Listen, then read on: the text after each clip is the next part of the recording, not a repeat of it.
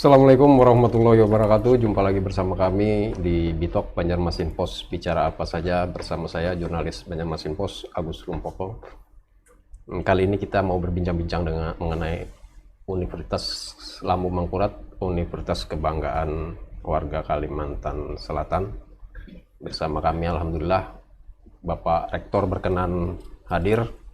Memenuhi undangan kami, Bapak Profesor Dr. Ahmad Alim Bahri, MSI, dan juga dosen ULM Pak Profesor Dr. Ersis Warmansa Abbas, BA MPD.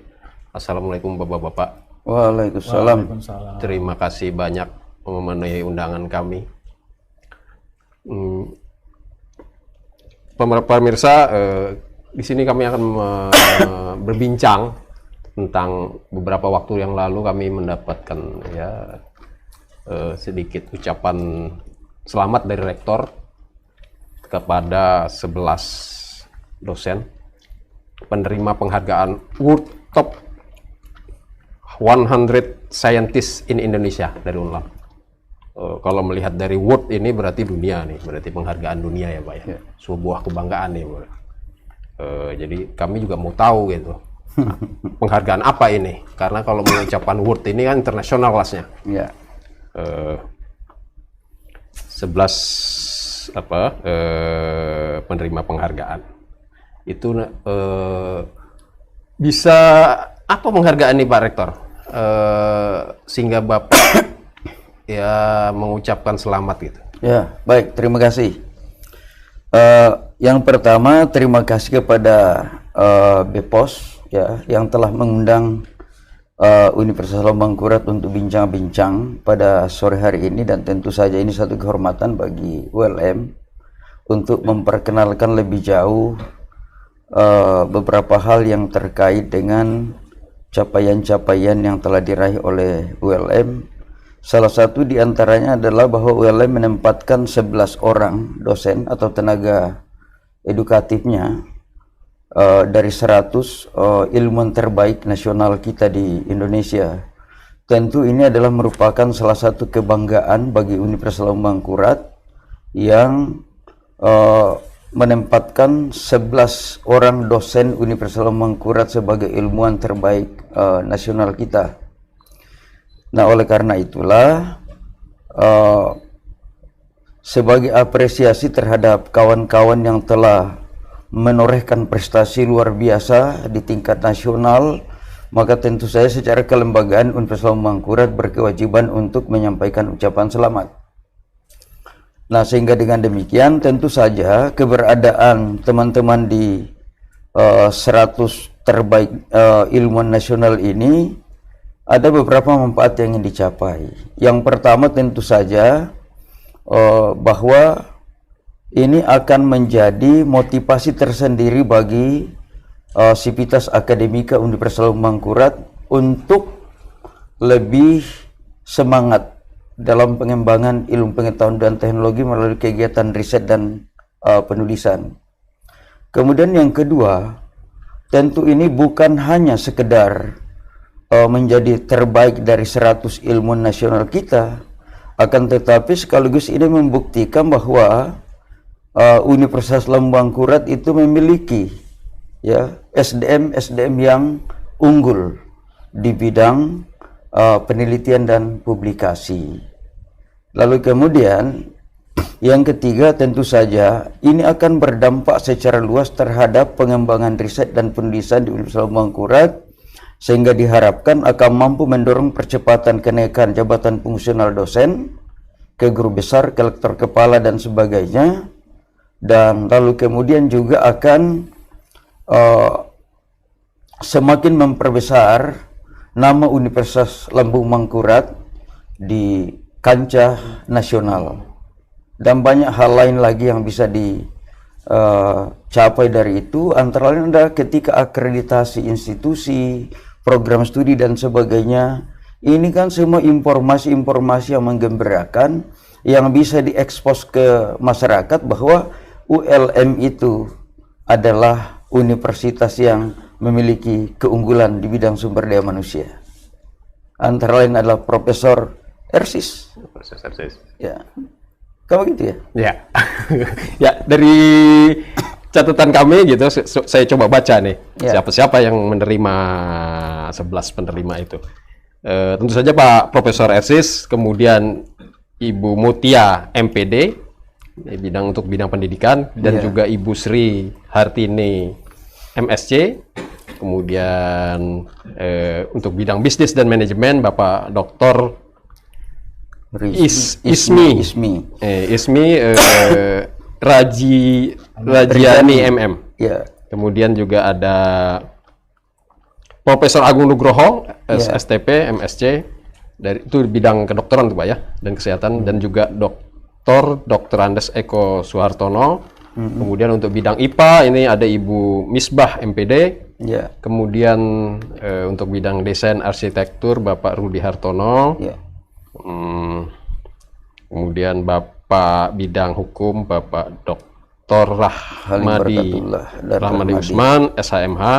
Kemudian Pak Profesor Dr. Abdul Halim Barakatullah SAG SHM dan juga untuk bidang sejarah dan filsafat Bapak Dr. Syaharudin MA.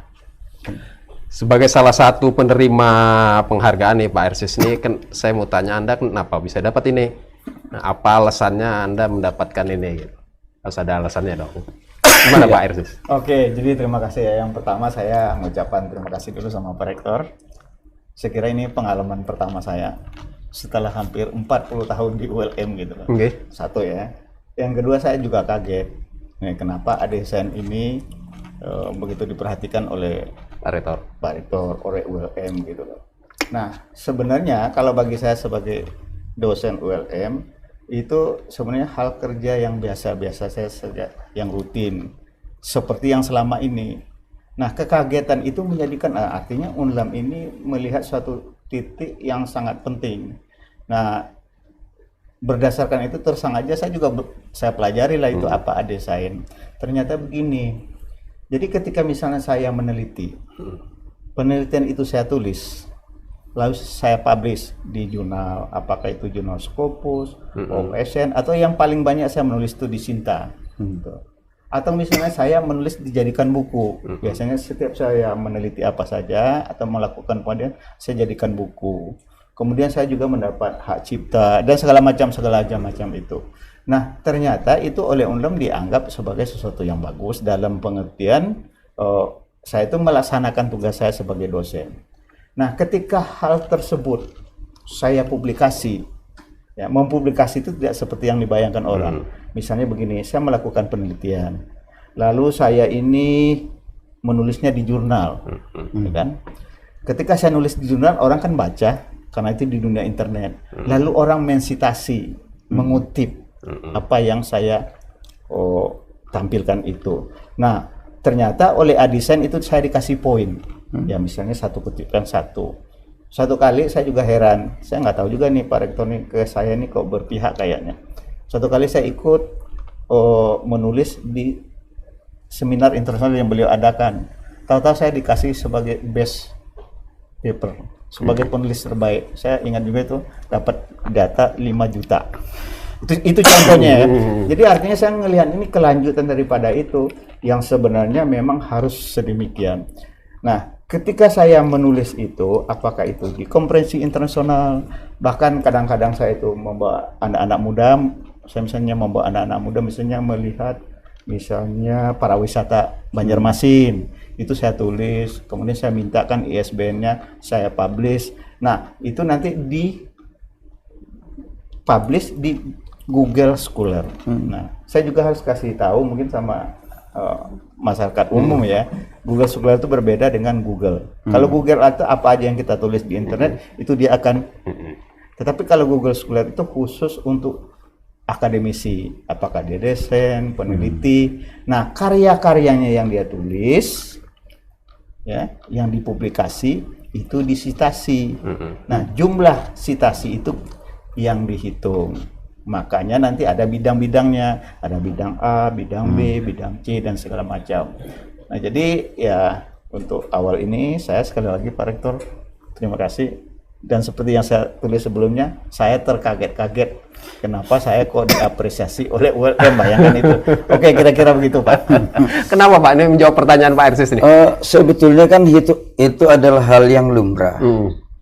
Sebagai organisasi yang besar, sudah pada tempatnya memberikan apresiasi kepada siapa saja yang menorehkan prestasi terbaik untuk nama baik institusi. Sehingga itu pun bagi saya sebenarnya sangat minimal, ya. Untuk memberikan apresiasi dengan sekedar ucapan selamat di media, itu kan juga bentuk apresiasi yang relatif dalam tanda kutip baru sekedar menyapa dan seterusnya. Tapi yang lebih penting adalah bahwa kita memberitahukan kepada publik bahwa ada ilmuwan-ilmuwan yang sangat berpengaruh di Universitas Mangkurat, yaitu ada 11 orang dan tersebar pada berbagai bidang. Nah, nanti pada saat wisuda kita akan berikan apresiasi sertifikat, ya. Syukur-syukur kalau ada insentif lain yang akan dipikirkan oleh teman-teman kan gitu ya. Sertifikatnya ya Pak. Ya.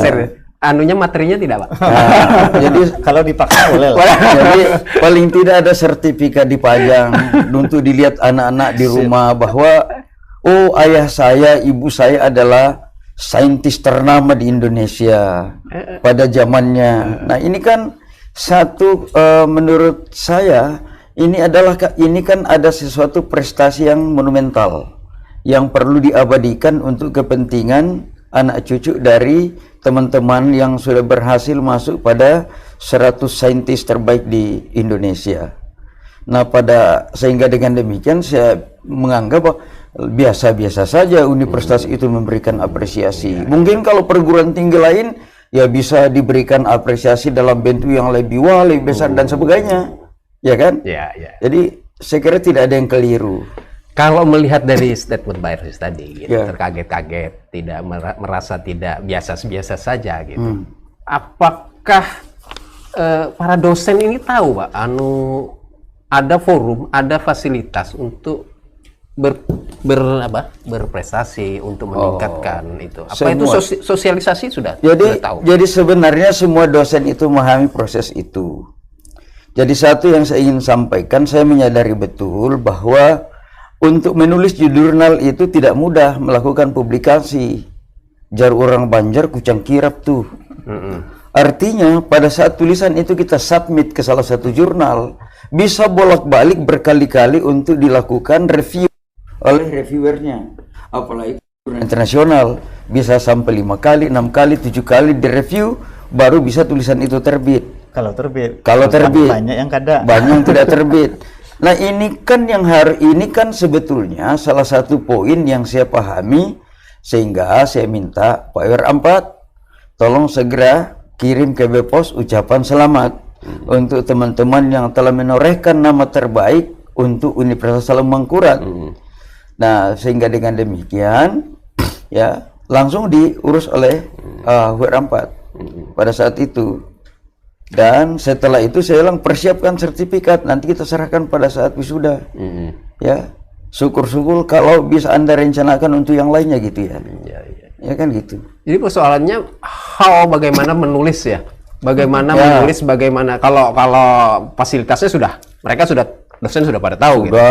Dari sisi peraturan yang dikeluarkan oleh kementerian sudah semuanya.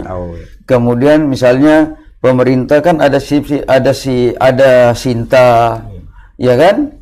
Lalu kemudian ada yang satu lagi itu apa namanya? Ya, yang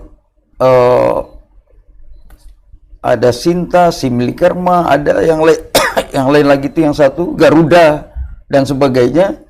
Nah kan dari situ semua terintegrasi di kementerian, di datanya, sehingga teman-teman yang suka menulis, yang suka meneliti dan sebagainya, tentu saja akan terdata secara otomatis oleh sistem.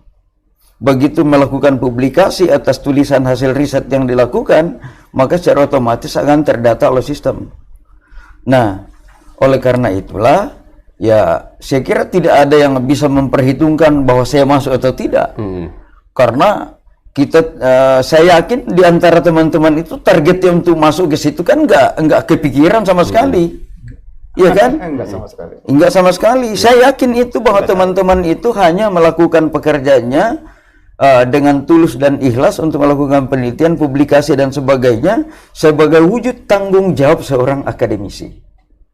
Nah, ini yang harus digarisbawahi bahwa kesadaran teman-teman yang 11 ini sebagai seorang akademisi yang bertanggung jawab tugasnya, kan ini implementasi Tridharma perguruan tinggi. Ya kan? Nah, oleh karena itu, karena perguruan tinggi itu tugasnya Tridharma perguruan tinggi, ya harus diapresiasi. Ya kan? Justru kalau tidak diapresiasi, ya, tidak akan menjadi modal bagi universitas ini untuk semakin menggelorakan nama baik Universitas Lambung Mangkurat. Mungkin dengan diapresiasi, siapa tahu yang lain ikut terpengaruh, akan ikut melakukan publikasi, riset dan sebagainya semakin datang, maka semakin banyak yang bisa masuk sebagai ilmuwan top. Nah, kalau itu yang terjadi, maka tentu saja yang mendapat keuntungan siapa? Universitas Lambung Mangkurat yang mendapatkan keuntungan nama besar. Apalagi yang didapatkan? Yang dapat, saya yakin semua teman-teman yang masuk top 10 ini tidak akan terhambat untuk mendapatkan jabatan fungsional lektor kepala dan guru besar. Nah, sehingga dengan demikian akan terjadi proses yang bersifat akseleratif, ya kan? Di mana pada saat setiap akreditasi institusi program studi yang ditanyakan oleh para asesor, berapa guru besarnya, berapa lektor kepalanya. Masa ucapin terima kasih saja universitas sama orang-orang yang hebat tidak bisa, yang benar aja kan? Oke, alhamdulillah. Ya kan? Artinya tidak ada arahnya, nanti jangan sertifikat aja malah. Oke, saya nanti mau akan bertanya tentang bagaimana memacu semangat para dosen, kemudian bagaimana Unlam itu meningkatkan kualitas dosennya. Tapi sebelum Bapak Rektor dan Bapak Ersis menjawab, kita break sebentar, Pak. Oke. Terima kasih, kembali lagi bersama kami di Bitok Banjarmasin Pos Bicara Apa Saja bersama Bapak Profesor Dr. Ahmad Alim Bahari, Rektor ULM, dan juga Profesor Dr. Ersis Warman Sahabas, dosen FKIP Unlam yang menerima penghargaan World Top 100 Scientist in Indonesia dari ULM. Saya melanjutkan pembincangan tadi, Pak. Di pertanyaannya adalah selain memberikan penghargaan atau apresiasi kepada mereka-mereka yang mendapatkan World Top 100 Scientist di Indonesia dari UNLAM, kira-kira Bapak ini kan baru berapa bulan, Pak, jadi rektor? 2 bulan. Iya. 2 bulan. Apa nih program untuk meningkatkan mutu para dosen ke depannya? Jadi sebenarnya dari Universitas Lambung Mangkurat itu ya telah menyiapkan berbagai macam program. Antara lain program yang sebelumnya itu antara lain adalah PDWM ya, program dosen wajib meneliti. Ya, itu anggarannya miliaran rupiah dari PNBP Universitas Mangkurat. 10% dari PNBP itu jadikan dana riset. Oh, jadi 10% dari anggaran? 10% dari anggaran PNBP kita, ULM itu dijadikan sebagai dana riset. Nah, salah satu hasilnya yang ini tadi, bahwa ternyata kebijakan-kebijakan yang ditempuh selama ini tentu sudah mulai berbuah. Nah, oleh karena itu harus dilanjutkan. Lalu kemudian yang kedua, tentu saja Universitas Lambung Mangkurat berupaya untuk menjalin kerjasama dengan berbagai pihak. Kerjasama riset, kerjasama penelitian, kerjasama pengabdian masyarakat, dan kerjasama untuk melaksanakan proses pendidikan dan pengajaran, baik di dalam negeri maupun luar negeri. Nah, itulah sebabnya untuk tahun 2023 ini kita akan memulai suatu program ya, karena di poin akreditasi itu salah satunya adalah program studi yang akan diakreditasi itu sudah bekerja sama dengan program studi yang masuk 100 terbaik dunia. Nah, ini tantangan. Nah, oleh karena itu program-program ke depan itulah, program Universitas Lambung ke depan itu adalah diarahkan pada pencapaian indikator kinerja utama yang telah ditetapkan oleh Kementerian Pendidikan dan Kebudayaan, Riset dan Teknologi. Jadi ada 8 indikator kinerja utama yang sudah jelas rumusnya dan sebagainya. Nah, oleh karena itulah kebijakan-kebijakan yang seperti ini tentu harus menjadi acuan untuk pengembangan program kerja di Universitas Mangkurat, ya, yang meliputi Tridharma perguruan tinggi. Antara tadi itu bagaimana mendorong dosen-dosen untuk melakukan riset, melakukan publikasi dan sebagainya. Dan di samping dana riset kan dapat lagi insentif publikasi, ya. Ada ya Pak? Ada. Jadi pada saat dosen-dosen itu teman-teman itu Selalu dapat. Selalu dapat.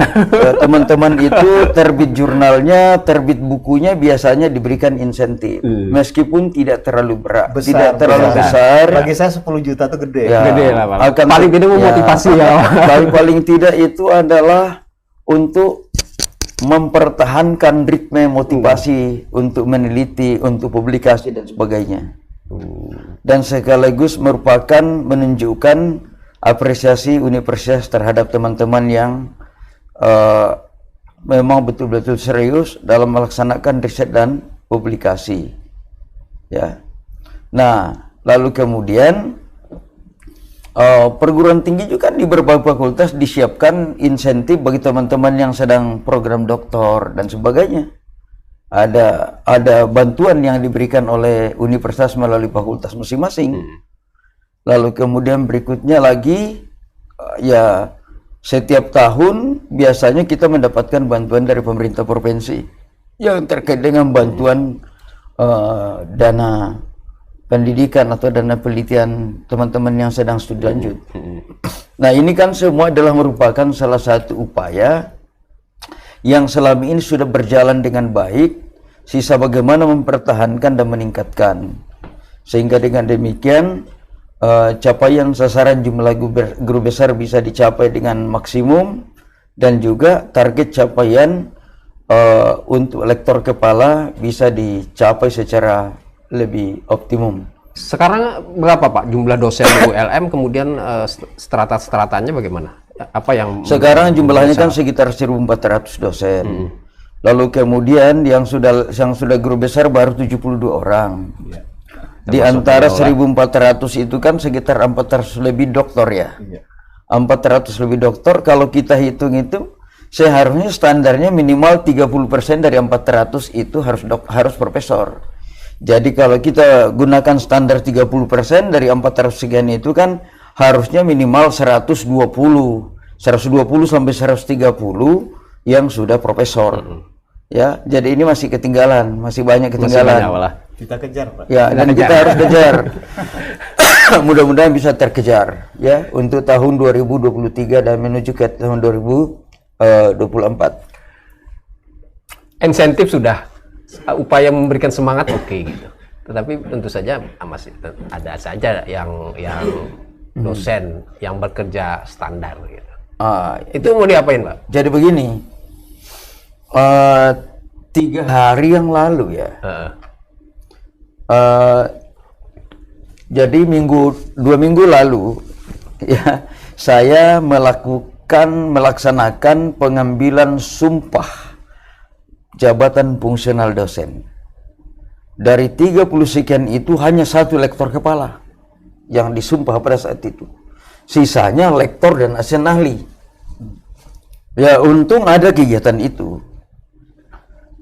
Pada saat yang bersamaan saya langsung perintahkan Kabak Kepegawaian, Mas Heru, Kabak Kepegawaian, tolong buatkan undangan untuk semua dosen yang sudah 3 tahun tidak naik pangkat terakhir. Undang teman-teman itu, saya mau bicara. Dan 1 minggu kemudian, ya, tidak sampai 1 minggu kali, ya, diundanglah ratusan dosen itu, kemudian dikumpul di General Building, lalu kemudian saya bertemu dengan mereka. Saya bilang, sayangilah Universitas Mangkurat, dan melalui kenaikan pangkat Bapak Ibu sekalian, dan bantulah Universitas Lambung Mangkurat untuk memperbaiki posisi kualifikasi SDM-nya, dan sekaligus bantulah istri dan anak-anak Bapak Ibu sekalian yang ada di rumah yang menunggu kenaikan gaji yang sekian lama tidak terwujud. Dengan cara naik pangkat.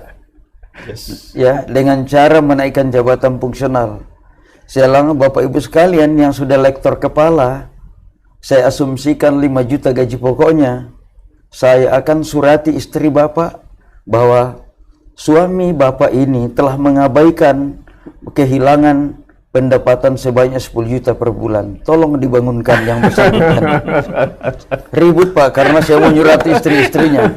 Pak Rektor surati istri-istri dosen. Nah, rencananya begitu. Jadi yang disurati yang lalu yang tidak naik pangkat 3 tahun terakhir.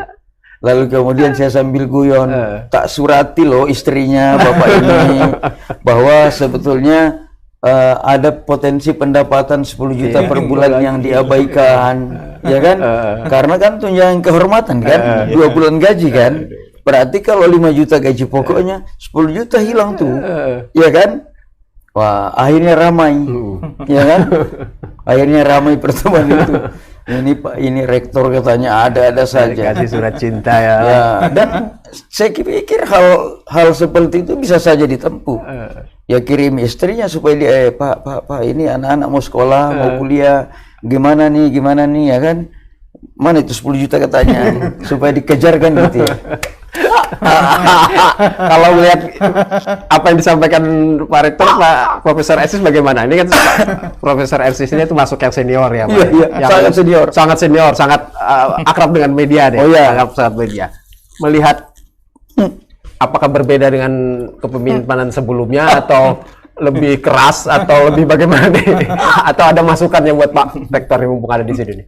Jadi gini, jadi sebenarnya ya kalau ini maaf Pak Rektor ya. Ya. Kasih maaf. Sebenarnya nggak ada masalah dengan Pak Sutarto sebelumnya dengan Pak Rektor ini. Kalau Bapak Tarto itu kan lebih kalem. Nah, ini memang saatnya harusnya memang Pak Rektor ini yang sedikit tegas, yang sedikit keras, yang lebih parah lagi itu memaksa. Dari Sulawesi, Pak. Iya, betul. Jadi, nah faktor itu yang nanti yang membuat gap kan. Seperti saya kan kaget tadi. Kenapa saya kok pertama kali ini Unlam memberikan apresiasi itu, jadi langsung dikumpulkan. Ada di grup saya itu kita kumpulkan. Ini kita nggak boleh main-main. Nah, kita membuat rancangan begitu. Nah, itu Pak kira-kira Pak. Jadi momen itu digunakan itu. Nah, itu Pak kira-kira Pak. Jadi momen itu digunakan untuk menyadarkan diri. Kalau bagi saya, nah artinya saya bilang ke teman-teman, begitu Pak Rektor mempublish itu saya jadi ribut sendiri jadinya. Ribut dalam pengertian saya ditelepon ini macam-macam, ini apa urusannya, saya bilang kan saya juga nggak tahu, ya kan. Nah lalu kemudian setelah itu kita tenang, lalu kita berembuk nih. Jadi apa yang kita lakukan? Lalu kita bersepakat nih. Pokoknya kita akan meningkatkan kinerja kita akan riset yang serius, kita akan menulis yang lebih serius. Ini bersama siapa nih? Bersama teman-teman yang ini tadi. Teman-teman yang masuk itu. Yang masuk itu? Ya, kita kontak-kontakan juga. Jadi nggak ada masalah, malah lebih bagus. Saya justru orang yang paling senang. Saya akan mendapatkan suasana yang lebih bagus dan kesukaan saya menulis dan mengajarkan orang menulis akan mendapatkan tempat yang sewajarnya.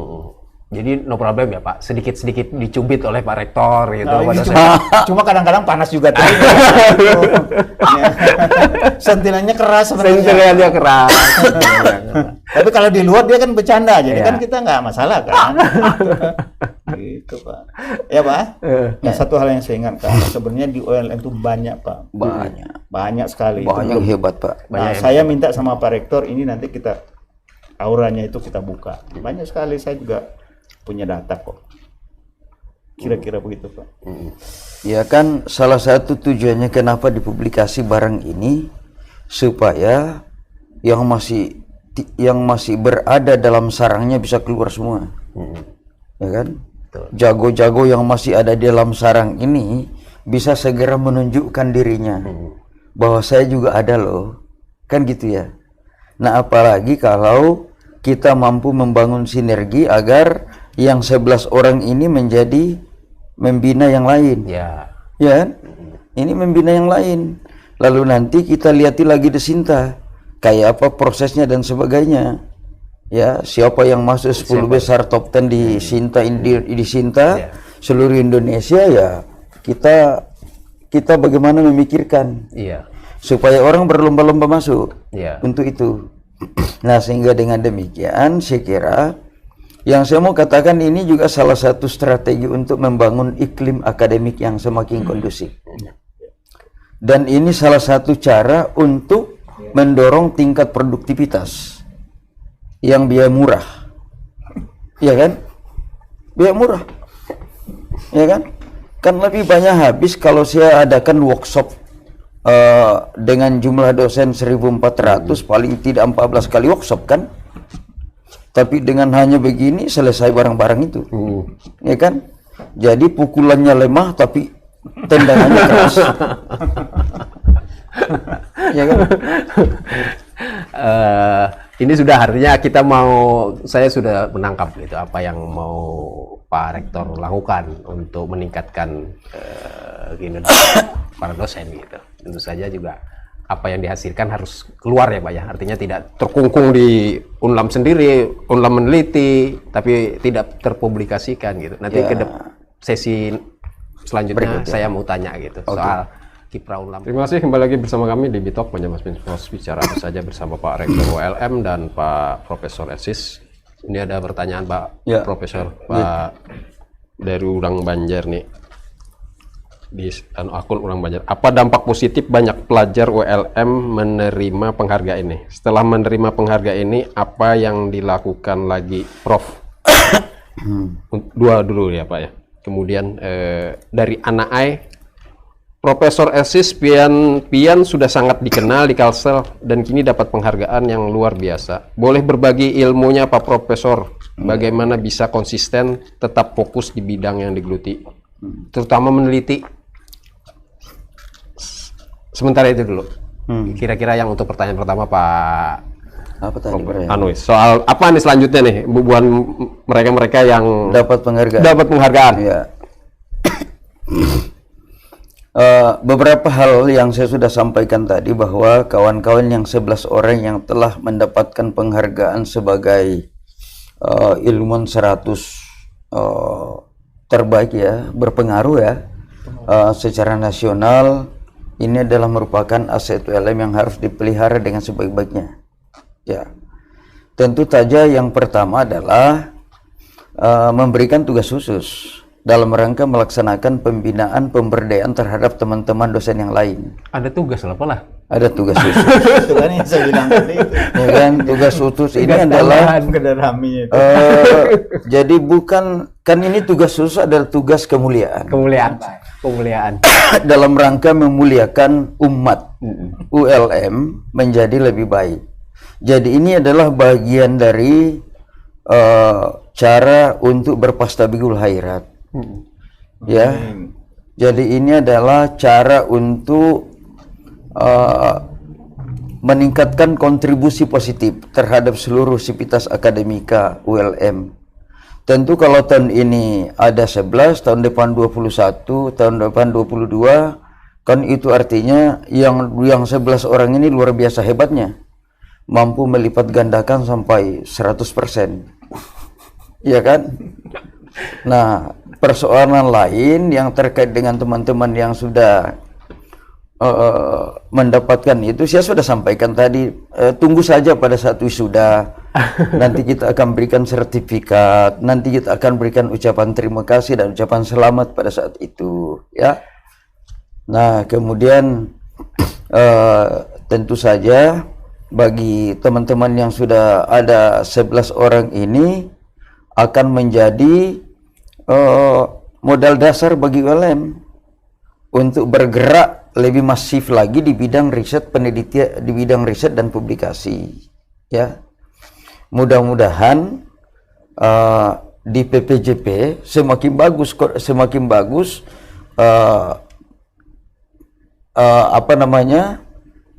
proses apresiasinya.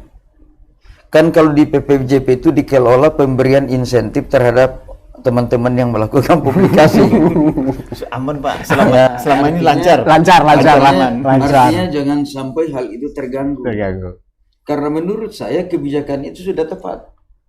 Padahal kebijakan itu kan sudah berlangsung sekitar 8-9 tahun yang lalu. Ya. 9-8 tahun yang lalu, dan salah satu yang mengantarkan ULM menjadi akreditasi kan tidak bisa dipungkiri adalah peran dan fungsi dari tim percepatan peningkatan jabatan fungsional yang akan saya SK-kan besok. Teman-teman yang terperangkap dalam SK Termasuk saya Pak. Saya kira tidak ada alasan untuk menolak. Ya, karena ini adalah kerja dan bakti kemanusiaan untuk bangsa dan negara melalui Universal Mangkurat. Ya kan, jadi tapi saya yakin tidak ada yang menolak. Ya kan, karena semuanya saya lihat orang-orang soleh semua. Jadi jangan jadi beban Pak apa besar RSS. Ya kan? Nah ini yang pertanyaannya kedua, Prof. Aziz. Ini ya Bapian menyemangati diri untuk tetap konsisten meneliti untuk Itu tergantung perspektif ya. Tapi yang pertama-tama itu saya itu memang suka menulis gitu ya. Ya jadi bukan hanya penelitian aja, sebenarnya apa aja. Misalnya saya pergi jalan-jalan ke Jepang, pergi jalan-jalan ke saya tulis. Saya kecewa kayak sad boy sekarang ya. Saya juga nulis, lihat aja novel cerpen-cerpen saya jadi gitu. Nah, kalau yang untuk di universitas itu kan memang tugas saya Pak. Memang tugas saya, dan ULM itu memberikan ruang, ya saya lakukan. Sekarang saya misalnya dapat penelitian, dapat intensif Pak yang lancar tadi Pak, kan lumayan Pak. Saya ngirim artikel ke Scopus misalnya kan, itu dibayarkan oleh fakultas saya. Kemudian setelah selesai nanti dibayar lagi insentif oleh UNLAM. Saya pada dasarnya itu difasilitasi, jadi nggak usah takut. Yang takut itu adalah proposal kita diterima orang apa tidak. Nah itu masalahnya kan gitu. Nah yang kedua, saya punya kebiasaan tadi itu saya bangunnya sekitar jam 4. Ya jarang-jarang lah jam 5, jam 6, jam 4 biasanya saya nulis. Dan itu rutin. Menulis apa saja. Ya kadang-kadang saya pengen cerpen, saya bikin cerpen. Tetapi untuk hal kampus yang seperti saya katakan tadi itu saya harus fokus itu. Nah itu saya lakukan biasanya ya misalnya ketika kayak sekarang nih kan saya kuliah kan sudah selesai nih. Nah ini tuh anak-anak tuh ada kebetulan beberapa orang asisten saya yang ada di studio itu kita menulis beberapa artikel. Nah nanti misalnya ketika kita diperlukan, misalnya kita udah mulai kuliah, udah mulai sibuk, kita tinggal publish aja lagi. Kan seperti yang Pak Rektor tadi kan, itu tidak semua artikel kita itu di-oke orang. Kadang-kadang dikembalikan. Nah ketika kita kembalikan lagi, itu kita perbaiki lagi. Nanti kita renungkan lagi pada libur berikutnya. Jadi itu rutin. Jadi artinya kerjakanlah pekerjaan itu secara rutin. Mungkin bagi yang sholatnya bagus, coba aja. Kalau misalnya kita karena sesuatu hal sholatnya terlambat atau abai, itu kan perasaan kita nggak enak. Nah saya sampai kalau menulis itu seperti itu. Jadi kalau saya nggak nulis dalam satu hari nggak enak. Tidak nyaman malah. Nggak nyaman. Kalau saya nggak bilang sama anak-anak muda itu kamu harus nulis, saya tuh nggak nyaman gitu loh. Gitu. Jadi nggak tahu juga ya. Dan saya juga penulis Bepos ini sejak tahun 84. Wah gitu lah. Sejak belum ada honor sampai ada honor gitu. Itu contohnya Pak. Jadi nggak susah kok Pak. Tidak sebenarnya lah. Itu tergantung kebiasaan kita untuk membiasakan diri. Dan kadang-kadang kalau tingkat dosen itu perlu seperti kata Pak Rektor, tantangan. Jadi kita ditantang. Challenge. Kita ngelihat misalnya, kenapa sih misalnya sebagus ini Kalimantan Selatan, sebagusnya ini para wisata sungai kita, kan? Kenapa kita kok nggak bisa lompatkan? Kita pernah pergi ke Yara di Melbourne, kita pernah ke Sandy, orang kok bisa ini? Ternyata kan bisa kan? Coba kita lihat lompatan pengunjung sekarang, kan bagus. Nah itu kan perlu kita teliti, nanti kita kasihkan masukan, selesai. Saya ingin katakan setiap hari kita meneliti, setiap hari kita menulis. Ketika Bapak mendengar kata-kata saya, Bapak sedang menulis di otak saya. Ketika Bapak melihat cewek cantik yang Bapak sukai, Bapak sedang menulis di otak Bapak. Ketika gembira dikasih duit sama rektor, jadi kita nggak mungkin lupa Pak. Mancing, Jadi mancing. artinya setiap hari kita menulis di otak kita, sudah ada di otak. Yang menulis yang kita masukkan tadi, bagaimana yang ada di otak kita ini kita Keluarkan malah. Iya, itu Pak, sederhana. Jadi yang bertanya kepada saya, silakan hubungi saya. Ya. Nanti Silakan. saya kasih buku, ya. Saya menulis buku, ya lebih lah dari 100. Nanti dikasih buku ya Pak ya. Iya, Nih si siapa yang menulis ini, si akun tadi nanti disampaikan. Tapi Bapak Ya, tapi tidak juga. Ana Ari. Ini kan sekarang artinya perlu mengembangkan diri ya dosen-dosen itu, artinya tidak terkungkung di Ya, di universitas internal, perlu memasarkan diri gitu. Sebentar lagi, ini apa efeknya? Tentu saja pasti ada efeknya buat para mahasiswa. Jadi ya. gini, dalam rangka implementasi Merdeka Belajar, Kampus Merdeka MBKM, ya, salah satu ujung tombak yang harus dibangun universitas itu adalah kerjasama. Nah, sehingga dengan demikian, seyogianya setiap mata kuliah itu di samping dosen praktisi ada dosen dari internal. Jadi dosen internal kampus itu seyogianya didampingi oleh dosen praktisi dari luar. Sebenarnya bukan sekedar untuk mendapatkan mitra mengajar, tapi itu lebih jauh, bahwa siapa tahu di perusahaan mitra kerja itu butuh suatu tenaga expert atau butuh kajian atau butuh apa dan sebagainya, itu kan sekaligus melingkan perguruan tinggi dengan dunia luar. Betul. Nah, sehingga dengan demikian terjadi simbiotis mutualisme antara perguruan tinggi, dunia usaha, lalu kemudian pemerintah dan NGO. Ini semua diperlukan sehingga betul-betul menjadi satu kesatuan kebijakan dalam rangka pengelolaan perguruan tinggi. Apa yang mau dibangkitkan oleh Pak Menteri melalui kebijakan ini? Yang mau dibangkitkan sebenarnya empowering dunia masyarakat, dunia usaha, masyarakat, pemerintah terhadap dunia pendidikan, ya kan? Jadi semakin mendekatkan dan semakin mempererat sinergi antara semua stakeholder yang ada di sekitar bidang pendidikan itu, ya kan? Yeah.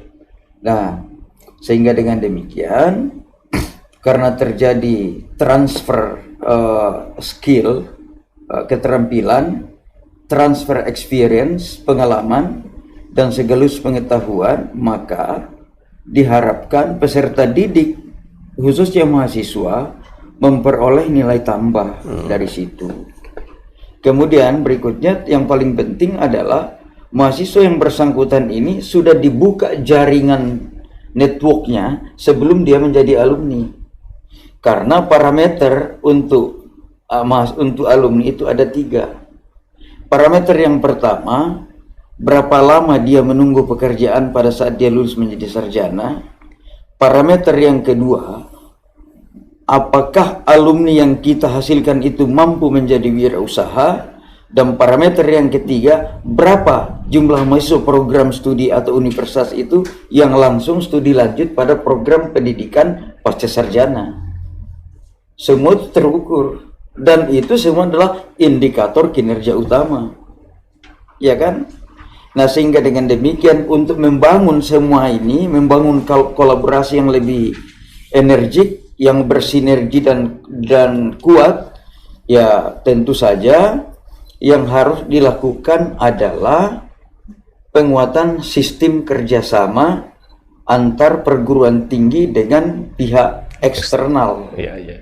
Tidak ada pilihan lain. Di UI berapa waktu yang lalu saya baca-baca rame itu, artis-artis diundang, Pretty Latuconsina diundang untuk bagaimana jadi apa pengusaha, kemudian siapa si Sandra Dewi apa itu artis, bagaimana menjadi itu modalitas di Kalsel nggak supaya rame gitu, misalnya selebritis lokal atau bagaimana gitu? Sudah Pak. Sudah? Ya, sebetulnya sudah berjalan di Lambung Mangkurat. Hanya saja memang mungkin yang pertama publikasi, ya kan? Iya, itu. Kemudian yang kedua tentu saja hampir semua perguruan tinggi memiliki program-program pengembangan, kan ada namanya program Wira Usaha Merdeka. Sekedar diketahui, peserta mahasiswa Wira Usaha Merdeka untuk Universitas Lambangkura tahun 2022 601 orang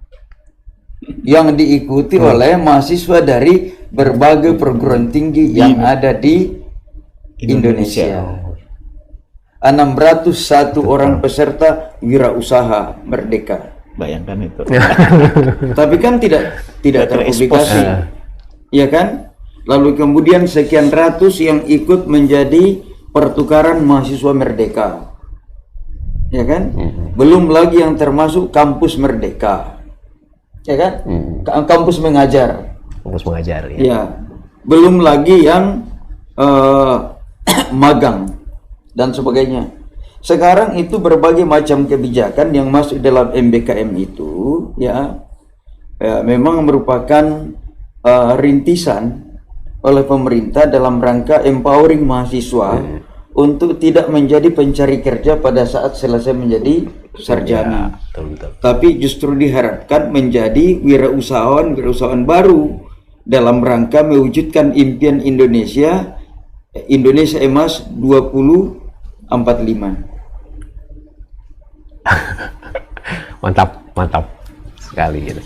Oke Pak Rektor, Pak Persis, ini memasuki sesi-sesi terakhir.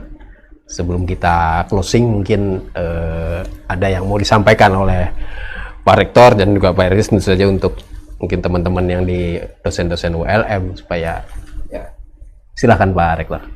Singkat saya mau sampaikan bahwa terima kasih pada kesempatan ini saya ingin mengajak kepada semua sivitas akademika ULM, ayo mari kita bangkit bersinergi untuk ULM yang lebih maju lagi. Profesor Aziz bagaimana? Terima kasih Pak Rektor. Saya ini yang kesekian kali terima kasih sama Pak Rektor. Saya ingin menggunakan momen ini untuk lebih menggiatkan lagi, terutama diri saya dan teman-teman untuk lebih berkarya untuk ULM. Saya punya keinginan besar melihat ULM ini betul-betul jaya, dan itu hanya tinggal waktu kalau menurut saya. Jadi, oke. Sebagai orang lulusan ULM yang bergerak di media, saya mau lihat nih, mau lihat nanti progresnya Pak Rektor yang baru nih. Kemudian juga mungkin kalau ada Pak Ersis kan dapat tugas khusus nih meningkatkan peneliti-penelitinya nih di ULM. Kira-kira nanti kalau memang ada dosen-dosen yang punya prestasi, tolong kontak kami, kita ngobrol-ngobrol lagi supaya ULM ini lebih terlihat gaungnya, lebih bermasyarakat. Lebih bermasyarakat, ya. Saya minta tolong nanti kalau sudah di launching SNPTN, SBMPTN itu dikasih kesempatan untuk sosialisasi di sini. Boleh Pak. Bersama Pak WR1 atau siapa saja atau panitia lainnya. Boleh. Kalau tidak sempat saya WR1. Boleh. Atau saya bawa juga beliau. Boleh. Yang lain. Ya, boleh. Kontak kami Pak. Karena ini sangat penting dalam rangka mensosialisasikan SNSB itu. Karena berubah ya Pak anunya. Ada perubahan ya. Ada beberapa perubahan yang perlu dijelaskan ke masyarakat. Ya. Tapi untuk saat ini jangan kita bicara dulu. Ya. Belum di launching oleh Pak Menteri kan. Pak Menteri ya. Tidak boleh. Oke. Kita tunggu Pak Rektor. Kita juga mau sosialisasi juga kepada teman-teman di lulusan SMA bagaimana cara masuk SNPTN. Demikian pemirsa perbincangan kami bersama Pak Rektor Unlam Profesor Dr. Ahmad Alim Bahri MSc dan juga dosen FKIP Unlam yang menerima penghargaan, salah satu penerima penghargaan World Top 100 Scientist in Indonesia dari ULM, Profesor Dr. Ersis Muhammad Abbas. Terima kasih semua, semoga ini bermanfaat buat kita semua dan lulusan Unlam. Wassalamualaikum warahmatullahi wabarakatuh. Waalaikumsalam. Waalaikumsalam.